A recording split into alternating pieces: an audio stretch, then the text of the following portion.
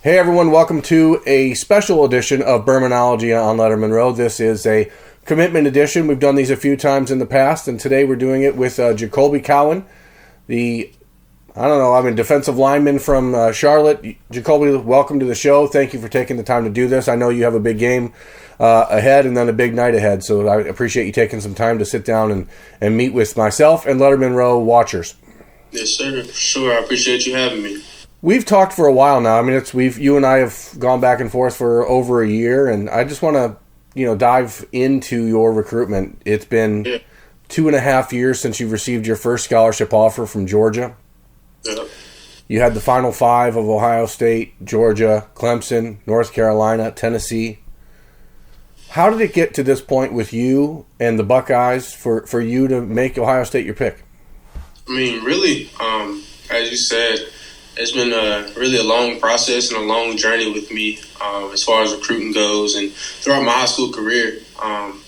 But, I mean, the biggest thing, it just came down to what place did I feel the most comfortable at, where did I see myself in the future, and what do I think, I guess, really like what was in my best interest, and who had my best interest at heart, and who was genuine. So, and I felt like with Ohio State, it was a place where I felt like it was a home for me. I felt like just Columbus as a whole and just the Ohio State football family, like they just welcomed me with open arms. And when it comes to coaching staff, like Coach Johnson, Coach Wilson, of course, was my area recruiter, and Coach Day. And before Coach Day was a head coach, Coach Meyer as well. Actually, Coach Meyer and Coach Day were who extended the offer to me my sophomore year when they came in January. And that meant so much to me, just being that Coach Meyer took time out of his busy schedule to come down, and then Coach Day as well.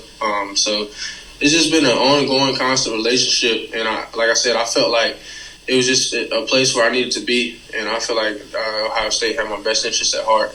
We talked this summer prior to your official visit and then after your official visit to Columbus, and you seemed pretty intent then on still making official visits elsewhere. You ultimately didn't. What was it about that visit that I guess carried you through to today, and what happened in the last few weeks where you decided, hey, you know what, I don't need to make these other trips? Yeah, really and truly, that visit was just huge, and it had a huge impact on my recruitment. The entire visit, I mean, everybody was so hospitable towards my family. Both my mom and my dad enjoyed every single moment of it. I did as well. And I just felt like after that visit, because I had already visited like each of my top schools like multiple times. Yeah. So I really felt like, I think it like really came down to like, okay, hey, I visited so and so 4 times, 5 times. Like, I think official, it would be pointless because I've been to a school like so many amount of times. And I think like my last visit to Georgia, which was like in the springtime, like that really felt like an official, even though it wasn't, it was still an unofficial. Right, that was the G-Day visit, right? No, actually it was a few weeks after G-Day, just like on a random recruiting weekend, and I think it was May. With the Buckeyes, I mean, you've been to campus I think 3 times at least that I know of. Yeah, that's correct. What have they done? What have they been able to show you on these trips? And the biggest thing, I guess, is for your family. What is it meant to Mom to get to Ohio State? And what was the challenge? And I suppose let me retract that. Was there a challenge in getting her to buy in to why you wanted to be at Ohio State? Well, in all honesty, I guess we can take it back to my first visit, which was actually, it was March when I took my little spring break recruiting trip up north and visited all the schools up north. And when we came to Ohio State, we had a great time. Like I said, Coach Meyer was still the head coach then. But, I mean, that visit, and we only were there for we didn't even stay like a whole day. It was only there for like a couple of hours in the day. But in that time, we just saw Ohio State for what it was and saw like where the program was going and about the coach staff. We got to sit down and meet with Coach Johnson, Coach Myers. So we had a great time there, and just viewing campus. Columbus is funny because Columbus reminds me so much of Charlotte as a city. It's not really a huge city, but it still has its big parts, and I feel like it's kind of related to me, and that's why it kind of feels like home to me. So, that was a big thing, just that visit. And then fast forward to this year for the TTUN game, Actually, my grandparents were able to come on that trip. So you added more family into that equation. And my grandparents love Coach Johnson. They admire him, just the type of man that he is. And my mom as well. And then my dad, if you fast forward to the official visit that I took to Ohio State in June.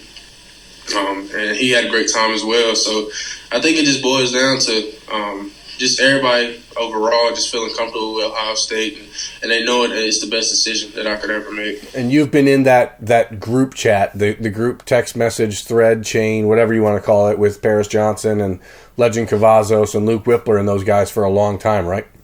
Yeah. I always communicate with those guys. Of course, I wasn't specifically in the group chat just because I hadn't committed yet. Right. But I always stayed in contact with those guys like Paris, Darion, Legend, and Julian Jackson. That's my boy from Texas. It's funny because my cousin, I have a family in Texas, and one of my cousins actually goes to school with Jackson.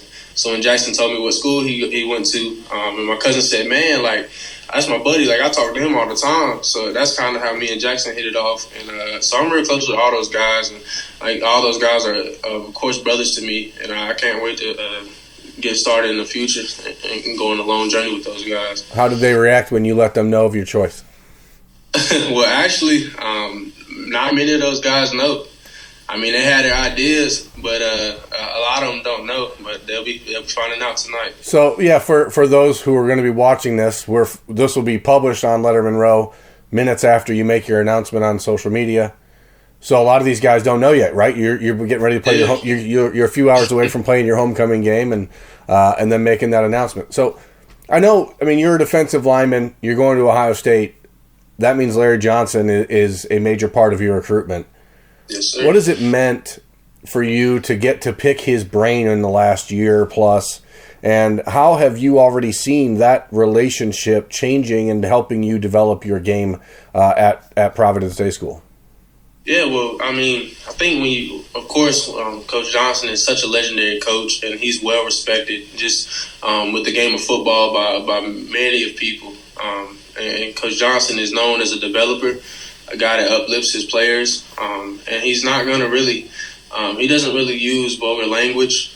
He's known for being a motivational guy and a motivational coach. So, I mean, I think with Coach Johnson, he just he was always genuine throughout my entire recruitment. He told me he had a plan for me, a specific plan, and he actually went through a detailed plan on my official, as it was me, him, and like a few of the defensive line assistants, of course, but and my parents as well. But he actually had a slideshow for me.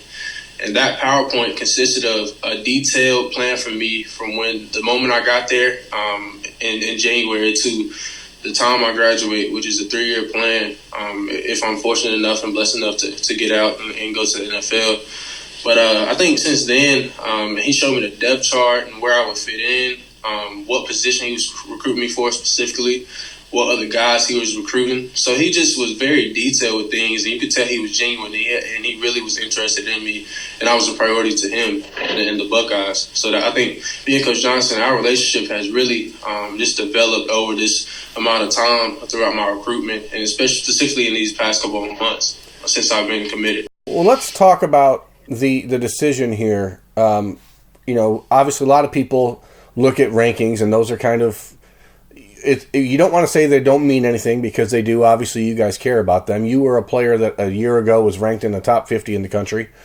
247sports.com changed your position based on their own projections or evaluation, I guess. And then you saw that ranking tumble in their rankings, almost 300 spots. Where do you see your best future on the defensive line? How does that align with Larry Johnson's vision for you? Yeah, I mean, first off, in regards to the 247 rankings and them switching my position and the ranking drop, which it dropped significantly.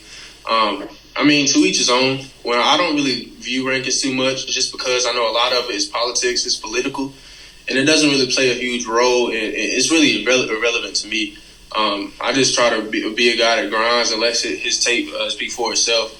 And like other guys, like for Darion, for instance, his ranking dropped significantly as well. He was another guy that like just randomly dropped. So I don't really look at rankings too much, and I don't let that define who I am, because at the end of the day, it's just a number, another statistic. And that's really just how it goes. But, I mean, I see myself as a defensive end. Coach Johnson does as well. He made that clear to me.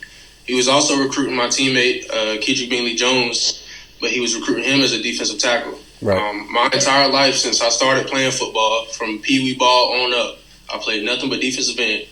When I say I'm a defensive end, I don't say I can't play defensive tackle. Sure. That's not what I'm saying. I'm a versatile guy, and I want people to know that. Like, I see myself as a defensive end. I've always played it. I think my body type fits the defensive end style, like a Chase Young, like a Nick Bosa, like a Joey, one of those guys. And Coach Johnson, Coach Dave, both of them made it clear that they see me as one of those guys coming in that can be the head leader of a defensive line group, like Coach Johnson and the Rushman. So that's where I see myself. Have you and Darion discussed that? I mean, you guys have a chip on your shoulder, I guess, together that not a lot of people will really fully understand. Is that a bonding moment for you guys? Yeah, it definitely is. I mean, and in the instance, really, you just like, once you see something like that, I mean, I took it, for me personally, I took it as disrespect, just because so many of those top guys that are ranked, like where I was months ago, like, they know who I am, and when they saw it, they instantly like came to me like, man, what happened? Like, did they give you an explanation or anything like that? And my answer to them was no, but at the end of the day, it is what it is. People have their own opinion, and to each his own, so I can't really focus too much on that. But I mean, me and Darion have discussed it a while back, but since then, it's just been focused on the future. Like, we have bigger things ahead of us. I mean, that's really what this is about. This is about celebrating your future and your decision. And for you, how good does it feel to have this just out of the way, and for you to be able to turn your focus on graduating early, getting yourself ready to play college football, and being able to celebrate and recruit for the Buckeyes instead of being recruited by them? I mean, it's an amazing feeling, man. It's a lot of weight lifted off of my shoulders. In all honesty, I committed back in July. July 21st was the date. It was my mom's birthday. We were on vacation. And I just told my mom, I had already talked to my dad about it. We talked about it as a family. But I was just like, man, I think it's time. So it's played a huge part. And just like my recruitment, it's been so long. But I'm just blessed to be in this position. And I thank God for it. And it means so much to me. No, you got to finish up here and get done with study hall. So I want to just say thank you again for taking the time to be on the show today. If you could give Ohio State fans who don't know much about you one or two little pieces of insight into what makes you tick as a human being, whether it's why you play football, why you wear number 12, anything about you that people need to know. What do you think the most important things are for people who are trying to figure out who is Jacolbe Cowan? Yeah. Well, the first thing, many people don't know this, but I actually had to undergo shoulder surgery back in my sophomore year. And this was after the season. I injured my shoulder, came out of place in summer practice going into my sophomore year. And I had the choice. It was like the week right before the first game. I had the choice to either have the surgery immediately or fight through it and play through the season. So my entire sophomore year, I played with a torn labrum in my shoulder. And it was games where it popped out. And, I mean, if you look at it, I played my entire sophomore season with basically one arm. Like, I had a shoulder harness on my arm. And it just, like, man, like, I've just persevered. I have to persevere through so much in my life. Not only with that, but just in so many other instances and situations. But I just want Buckeye Nation to know that I'm a guy that's always going to work hard. I'm never going to complain. And I just give him all every day in life. And I'm a guy that's very spiritual. I put all my faith in God, and I'm just thankful that God has allowed me to be in this position and put me in this place. And I just can't wait to get to work. And I'm thankful to be in this position. Last thing, I'll let you go. If there was a runner-up in this recruitment, who was it? It was definitely Georgia. You have a long-time relationship with their defensive line coach, correct? Yeah, going back like 5 years now. I first met Coach Travion Scott, their defensive line coach, when he was at North Carolina, and I was actually in 8th grade. And ever since then, he recruited me hard, and we had a great relationship. But I just felt like Georgia wasn't the place for me. And at the end of the day, I had to do what was in my best interest, and that was joining the Rushmen and becoming an Ohio State Buckeye.